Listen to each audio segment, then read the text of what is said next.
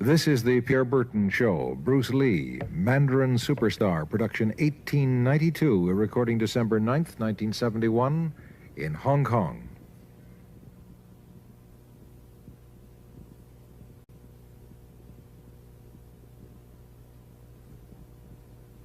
Bruce Lee faces a real dilemma. He's on the verge of stardom in the United States with a projected TV series on the horizon, but he's just achieved superstardom as a film actor here in Hong Kong. So what does he choose, the East or the West? It's the kind of problem most budding movie actors would welcome. It's the Pierre Berton Show, the program that comes to you from the major capitals of the world. This edition comes to you from Hong Kong. And Pierre's guest is the man who taught karate, judo, and Chinese boxing to James Garner, Steve McQueen, Lee Marvin, and James Coburn. The newest Mandarin superstar, known in the West for his appearances in Batman, The Green Hornet, Ironside, and Longstreet. His name is Bruce Lee, and he doesn't even speak Mandarin. And here's Pierre.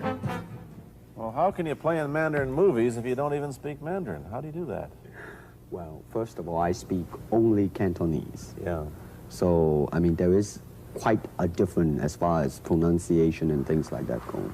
So somebody else's voice is used, right? For definitely, you? Definitely. You just make the words. Doesn't that sound strange when you go to the movies, especially in Hong Kong, in your own town, and you see yourself with somebody else's voice? Well, not really, you see, because most of the Mandarin pictures done here are dubbed anyway. They're dubbed anyway? Anyway. I mean, disregard. I mean, they shoot without sound. So it doesn't, you know, make any difference. Your lips never quite make the right words, do they? Yeah, well, that's where the difficulty lies, you see. I mean, in order to, because the Cantonese have a different way of saying things, you know, I mean, different from the Mandarin. Yeah. So I have to find, like, something similar to that and keep a kind of a feeling going behind that. Something that matching the Mandarin deal. Like the old silent days. Complicated? Like the old silent days. But I gather in the movies made here, the dialogue is pretty stilted anyway. Yeah, I agree with you. I mean, see, to me, a motion picture is motion. Yeah. I mean, you got to keep the dialogue down to the minimum. Did you look at many Mandarin movies before you started playing in the first one? Yes. What did you think of them when you saw them? Quality-wise, I mean, I have to admit that it's not quite up to the standard. However, it is growing, and it is getting higher and higher and going toward that standard, that what I would term quality. They say the secret of your success in that movie, The Big Boss, which was such a success, you rocketed you to stardom in Asia, was that you did your own fighting. As an expert in the various martial arts in China, what did you think of the fighting that you saw in the movies that you studied before you became a star? Well, I mean, definitely in the beginning, I had no intention or whatsoever that what I was practicing and what I'm still practicing now would lead to this to begin with. But martial art has a very, very deep meaning as far as my life is concerned, because as an actor, as a martial artist, as a human being, all these I have learned from martial art. Maybe for our audience who doesn't know what it means, you might explain exactly what you mean by martial art. Right. Martial art include all the combative arts like karate or karate, judo, Chinese kung fu or Chinese boxing, whatever you call it. All those. You see, like Aikido, Korean, I can go on and on and on. But it's a combative form of fighting. I mean, it's not, some of them became sport, but some of them are still not. I mean, they use, for instance, kicking to the groin, jabbing fingers at the eyes, and things like that. No wonder you're successful in the Chinese movies. They're full of this kind of action anyway. They needed a guy like you could... Violence, man. So you didn't have to use a double when you moved into the motion picture world here. You did it all yourself. Right. Can you break 5 or 6 pieces of wood with your hand or your foot? I'll probably break my hand and foot. But tell me a little bit... you set up a school in Hollywood, didn't you, for people like James Garner and Steve McQueen and the others? Yes. Why would they want to learn Chinese martial art? Because of a movie role? Not really. I mean, most of them, you see, to me, at least the way that when I teach it, all type of knowledge ultimately means self-knowledge. So therefore, they're coming in to, and ask me to teach them not so much of how to defend themselves or how to do somebody in. Rather, they want to learn to express themselves through some movement, be it anger, be it determination, or whatsoever. So in other words, what I'm saying, therefore, is that he is paying me to show him in combative form the art of expressing the human body. Which is acting, in a sense, isn't it? Well... Or it would be a useful tool for an actor to have. It's... it might sound too philosophical, but it's acting or acting unacting, if you... You've lost me. I have, right?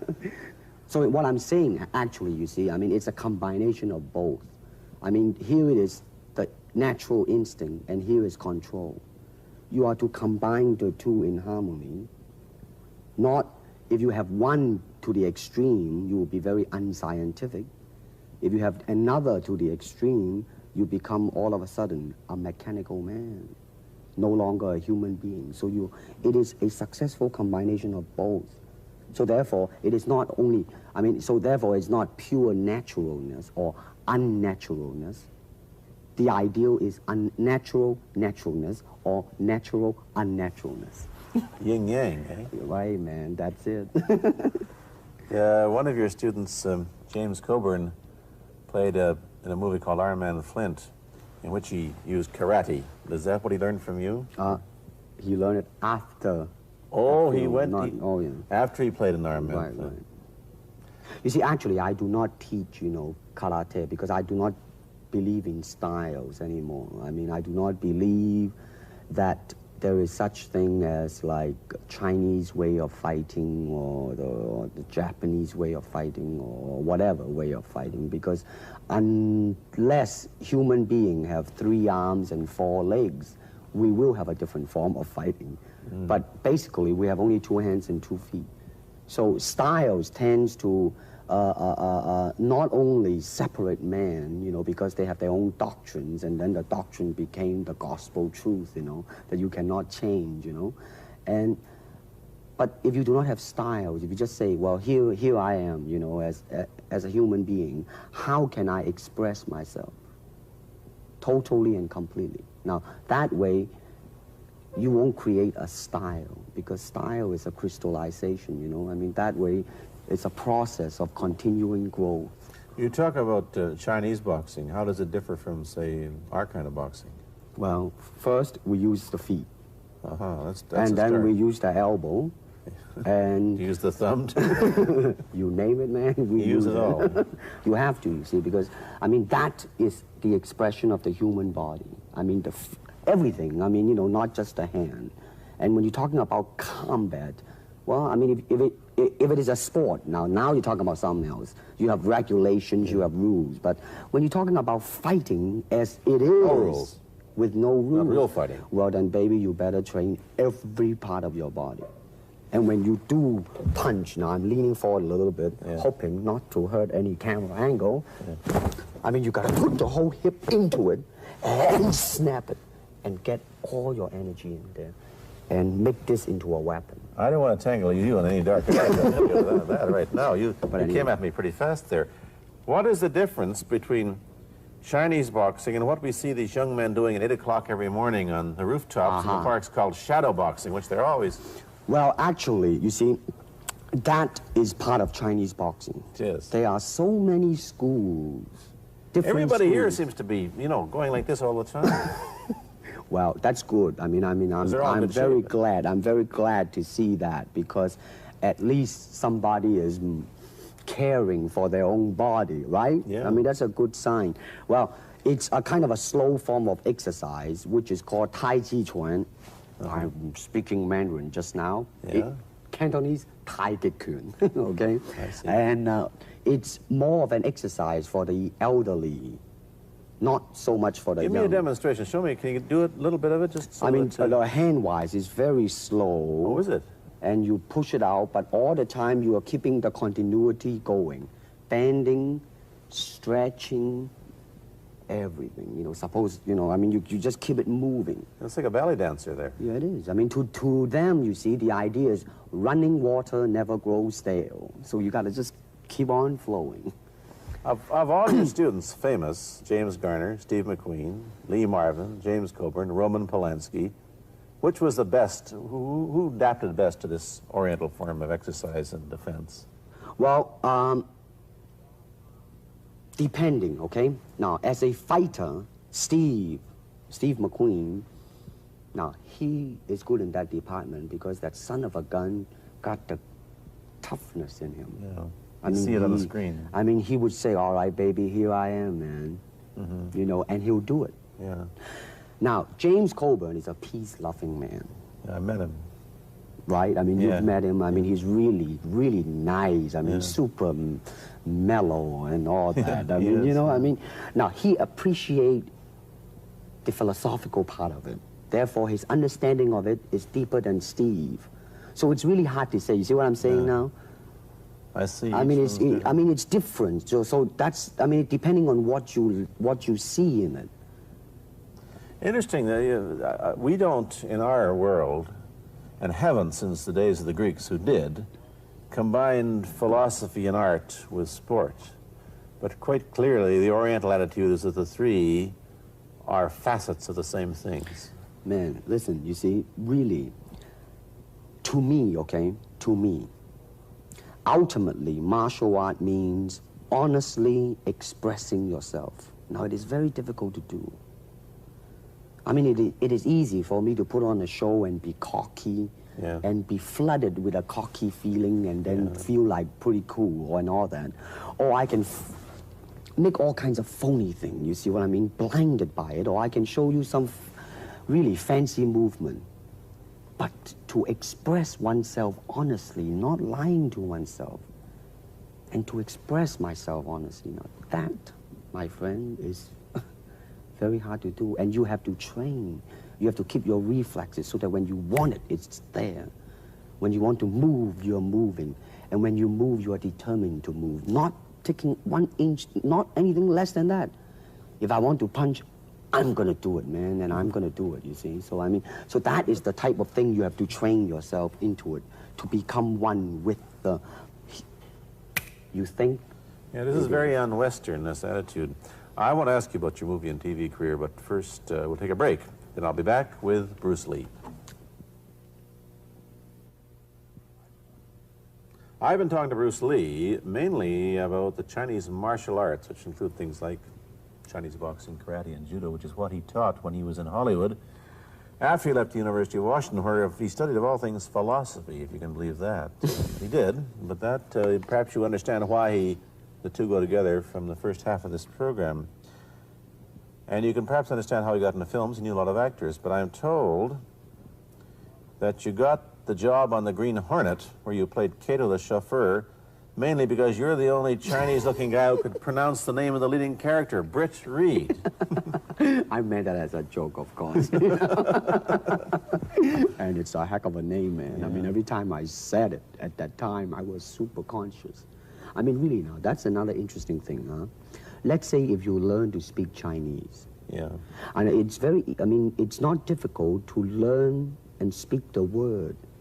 The hard thing, the difficult thing, it's behind what is the meaning, what brought on the expression and feelings behind those words. Like when I first arrived in the United States, and I look at a Caucasian, and I really would not know whether he was putting me on or is he really angry, because we have different way of reacting to it. See, those are the difficult things, you see. It's almost as if you came upon a strange race where a smile didn't mean what it does to us. In fact, a smile doesn't always mean the same, does it? Of course not. Yeah, I just thought of that.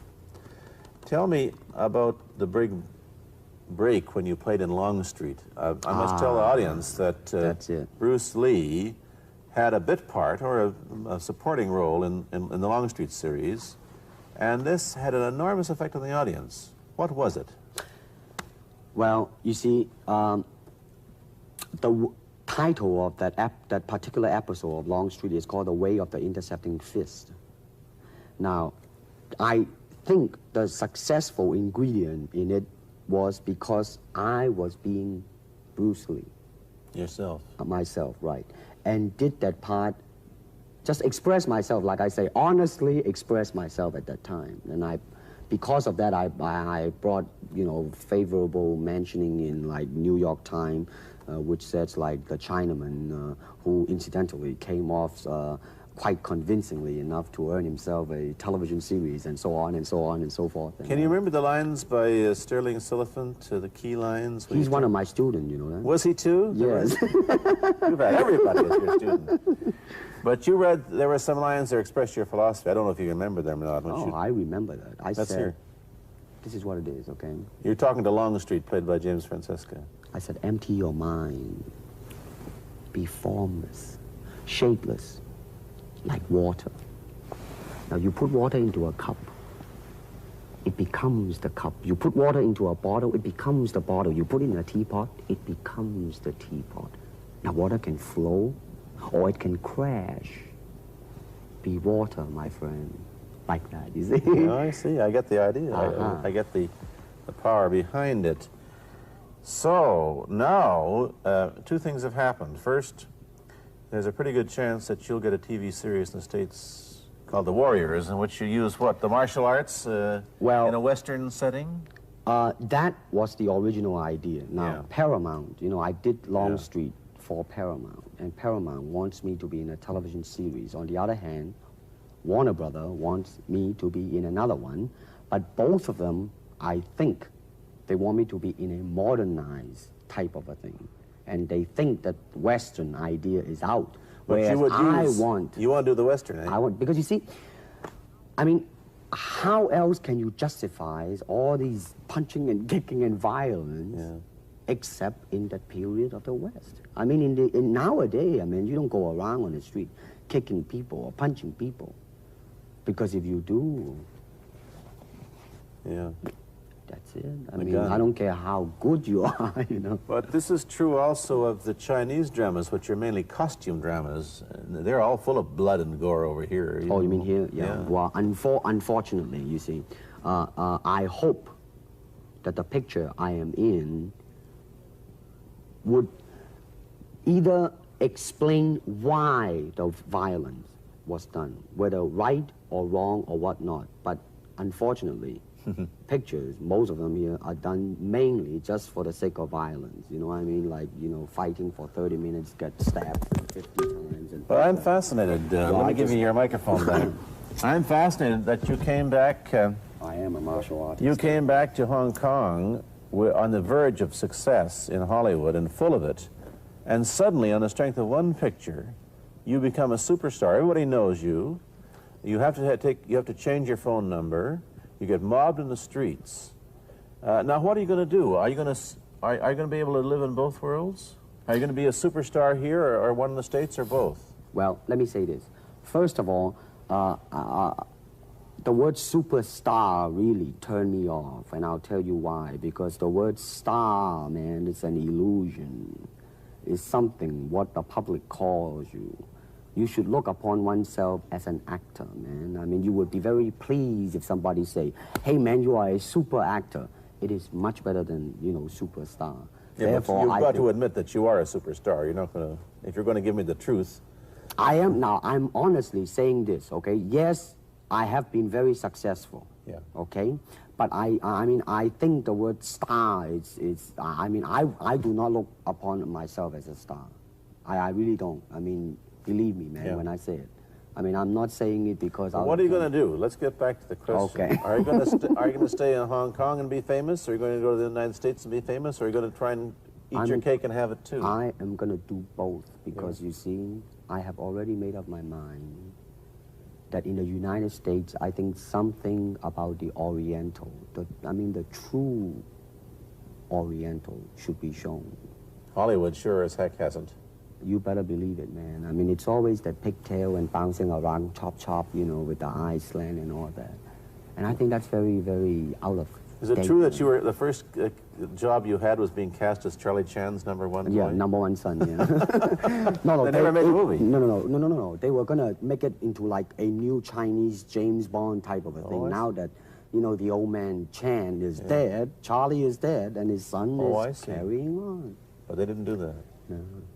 Batman came along, you see, because, and then everything was started to be going into that, you know, that kind of which you were in.